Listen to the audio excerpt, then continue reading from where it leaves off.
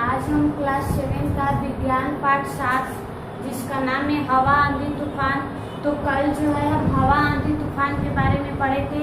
आज का हमारा अगला टॉपिक होगा जो कल हम टॉपिक के बारे में थोड़ा सा आप लोगों को समझाए थे।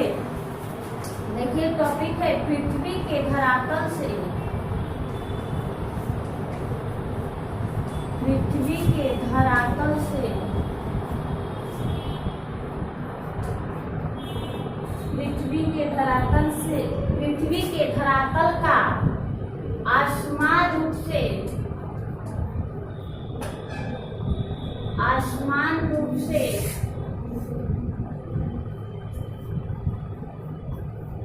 पृथ्वी के धरातल का आसमान रूप से गर्म होना,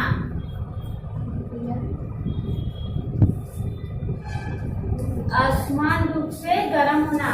तो इसके टॉपिक के बारे में कल हम थोड़ा सा पढ़े थे हम लोग कि पृथ्वी के धरातल का यानी पृथ्वी की जो सतह है वो आसमान रूप से गर्म होना। जिस प्रकार हमारी आसमान गर्म है, जिस प्रकार हमारे वातावरण गर्म है, हमारे वायुमंडल गर्म है, उसी प्रकार पृथ्वी का धरातल यानी पृथ्वी की सतह भी गर्म हो जाती है। क्यों? क्योंकि आसमान में क्या है? सूर्य है और सूर्य का प्रकाश जो है पृथ्वी पे पड़ता है। और जब सूर्य का प्रकाश पृथ्वी पे पड़ता है तो पृथ्वी उसे सहन नहीं कर पाती है और पृथ्वी में क्या होती है? ज्वलन यानी ज्वाला हो जाती है, जिसके कारण पृथ्वी की ऊपरी सतह क्या होती है? गर्म हो जाती है। उसके बाद देखिए भूमध्य रेखा के निकट की वायु सूर्य से अधिकतम उष्मा में। तो देखिए पृथ्वी की जो है ये पृथ्वी है और पृथ्वी की 3 सतह होती है, ठीक है? 1 2 3, ठीक है? तो बीच वाले को हम मध्य सतह कहते हैं। क्या कहते हैं? मध्य सतह। तो पृथ्वी की मध्य सतह जो है आसमान के सूर्य के बहुत ही निकट है, आसमान के सूर्य के बहुत ही निकट है, जिसके कारण पृथ्वी की मध्य सतह जो है अत्यधिक गर्म हो जाती है। क्या होती है? अत्यधिक गर्म हो जाती है, ठीक है? उसके बाद देखिए परिणाम स्वरूप ऊपर उठती है और ये गर्म होने के कारण अधिकतम उष्मा मिलने के कारण यह गर्म होती है और यह क्या होती है? ऊपर उठने लगती है। क्या होती है? ऊपर उठने लगती है। भूमध्य रेखा के दोनों ओर स्थित 0 डिग्री और इसके दोनों ओर 0 डिग्री और 30 डिग्री का अक्षांश बनता है। अक्षांश पट्टी के क्षेत्रों से ठंडी हवा भूमध्य क्षेत्र की ओर चलने लगती है। उसके बाद देखिए जब मध्य सतह 0 डिग्री और 30 डिग्री पे क्या होता है? इसका अक्षांश होता है और जब इसका मध्य सतह अत्यधिक गर्म हो जाती है तो इन दोनों सतह से क्या होती है? हवाएं चलती है। क्या होती है? हवाएं चलती है ताकि पृथ्वी में अत्यधिक गर्म उबाल न आ जाए। इसीलिए पृथ्वी के मध्य स्तर के 0 डिग्री और 30 डिग्री के बीच से क्या होती है? हवाएं चलने लगती है।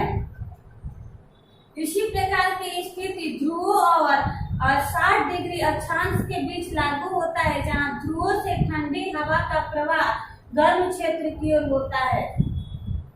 और ठीक इसी प्रकार नीचे का अक्षांश जो सबसे निचली सतह होती है 0 डिग्री से 60 डिग्री तक, और जब बीच वाली सतह गर्म हो जाती है तो यहाँ से भी क्या होती है?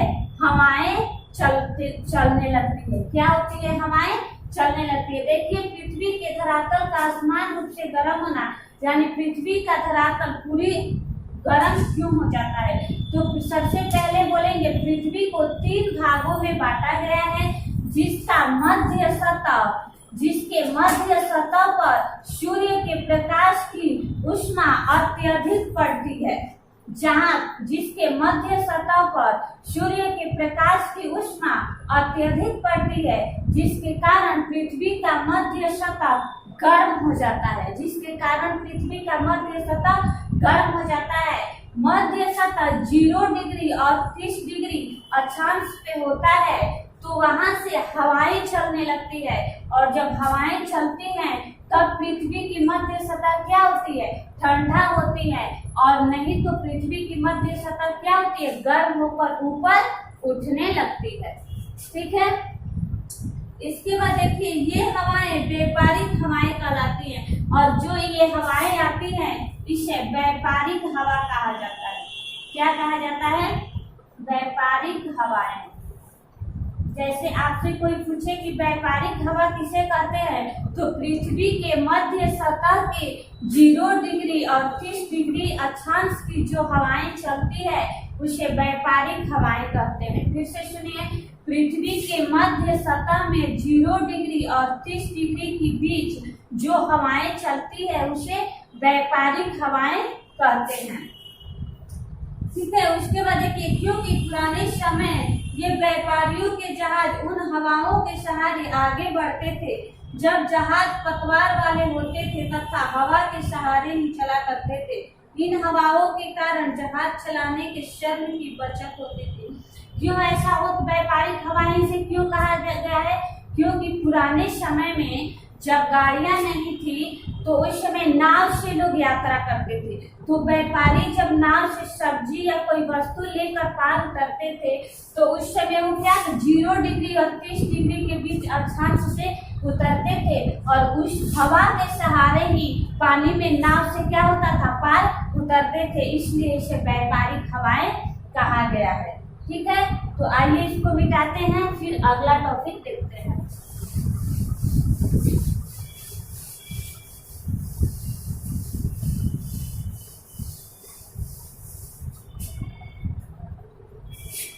इसके बाद देखिए अगला टॉपिक है थल और जल का असमान रूप से गर्म होना।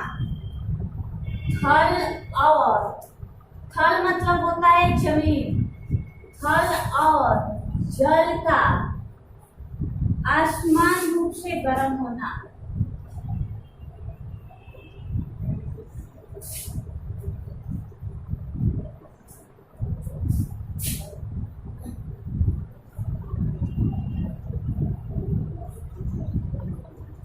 देखिए दूसरा टॉपिक है थल और जल का असमान रूप से गर्म होना। गर्मियों में अधिकांश समय मध्य और उत्तर भारत के मैदानी तथा रेगिस्तानी क्षेत्र समुद्री जल के अपेक्षा अधिक गर्म होते हैं। कब? गर्मी में। गर्मी में क्या होता है, गर्मी के मौसम में भारत के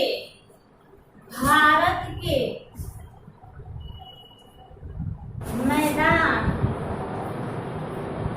उत्तर भारत के मैदानी तथा रेगिस्तानी क्षेत्र, उत्तरी भारत के यहाँ पे देखिए उत्तरी भारत के मैदानी तथा, मैदानी मतलब हो गया जमीन जहाँ पे खुला स्थान हो जैसे फील्ड, ठीक है। तो मैदानी तथा जलवायु क्षेत्र, मैदानी तथा रेगिस्तानी क्षेत्र। रेगिस्तानी मतलब एकदम खाली जगह जहाँ पे कुछ ना हो, सिर्फ बालू हो। मैदानी तथा रेगिस्तानी क्षेत्र समुद्री जल के अपेक्षा अधिक गर्म हो जाता है। समुद्री जल के अपेक्षा अधिक गर्म हो जाता है, अधिक गर्म हो जाता है। ठीक है, तो इसका मतलब है कि जब गर्मी के मौसम होता है तो भारत के उत्तरी क्षेत्र में जो लोग निवास करते हैं, मैदानी और रेगिस्तानी, मैदानी मतलब हो गया फील्ड जहाँ पे 2-4 मकान या जगह या झोपड़ियां हो जहाँ पे मनुष्य रहते हैं, और रेगिस्तानी मतलब जहाँ एक भी झोपड़ी नहीं हो, केवल बालू ही बालू हो। ठीक है, तो मैदानी तथा रेगिस्तानी क्षेत्र समुद्री जल की अपेक्षा अधिक गर्म हो जाते हैं। अर्थात आप सोच सकते हैं कि जहाँ जल है पहले जल को गर्म होना चाहिए, पहले खाली स्थान क्यों गर्म हो जाता है। ठीक है, तो इसका कारण आप लोग अभी पीछे पड़े हैं कि पृथ्वी के मध्य स्तर में 0 से 30 डिग्री पे क्या होता है, अधिक सूर्य का प्रकाश पड़ता है। तो जो मैदानी और रेगिस्तानी क्षेत्र में निवास करने वाले जो व्यक्ति हैं वो क्या है, पृथ्वी के मध्य स्तर में निवास है। कहाँ है, पृथ्वी के मध्य स्तर में है। और समुद्र का पानी जो है, समुद्र में जो पानी है वो पृथ्वी की तीनों धरातल में यानी फर्स्ट, सेकंड और थर्ड में, तो पृथ्वी की एक धरातल ही कोई गर्म होगी, तीनों तो गर्म हो नहीं सकती। इसीलिए समुद्री जल की अपेक्षा मैदानी तथा रेगिस्तानी क्षेत्र अधिक गर्म हो जाता है, क्योंकि मैदानी और रेगिस्तानी क्षेत्र क्या है, पृथ्वी के मध्य स्तर के निवासी हैं, पृथ्वी के मध्य स्तर के निवासी हैं। ठीक है, इसके बाद देखिए, हवा समुद्र से भारतीय उपमहाद्वीप की ओर बहती है और हवाएं जो हैं उपमहाद्वीप की ओर बहती हैं। कब, गर्मी के दिनों में। और हवाएं जो हैं उपमहाद्वीप की ओर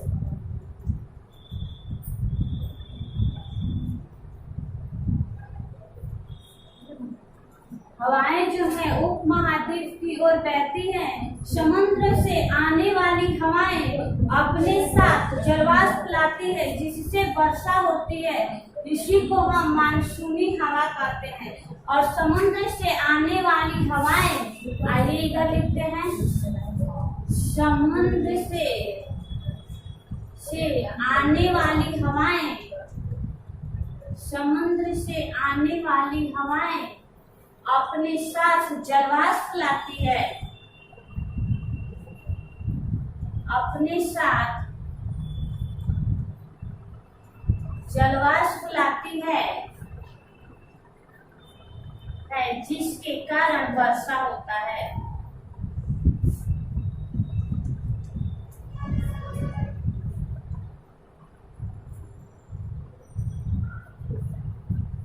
कारण वर्षा होता है। अब आप पूछ सकते हैं कि वर्षा क्यों होता है, क्योंकि समुद्र से जब हवाएं चलती हैं तो क्या करती है, पानी के साथ चलती हैं, यानी हवाओं में क्या होती है, पानी। और खुले वातावरण में जो हवाएं चलती है उसमें क्या रहते हैं, कंकड़, मिट्टी, बालू रहते हैं। ठीक है, और जो समुद्र की हवाएं चलती है उसमें क्या रहते हैं, पानी।